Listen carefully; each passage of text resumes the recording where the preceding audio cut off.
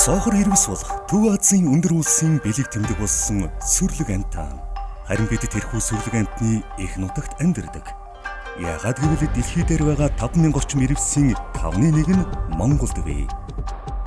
Харин та цоохор ирвэсийн талаар хэр сайн мэдэх вэ? Эднийг цоохор ирвэсийн талаар хангалттай мэдэж хамжаагүй байхад тэдний тоо толгой багассаар ус дахь аюул ойрхон иржээ. Улгаан ам амьдрах хооронд зай эдгчтэй жилийн хомсдол ирвэс хүн хоорондын зөрчил бол цоохор ирвэсийн тоо толгойн хоригдлын гол шалтгаан. Харин цоохор ирвэс хамгаалах олон улсын өдрийг тэмдэглэн ирснээр ирвэсийн тархац нутаг болох баруун дөрвөн аймагт олон нийт хүүхэд залуучуудыг уриалсан олон аян уралдаан тэмцээн жил бүр зохиогддог болсон юм.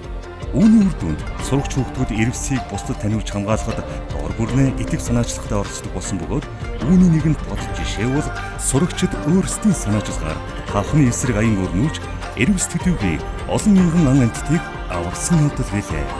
Тэднийг хамгаалахын тулд та заавал байгаль хамгаалагч байх шаардлагагүй.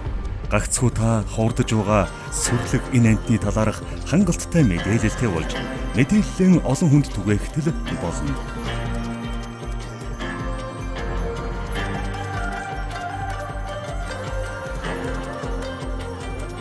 Монгол улсын иргэн бүр цоохор ирвэсийг хамгаалах хариуцлагыг дэлхийн өмнө хүлээж байна.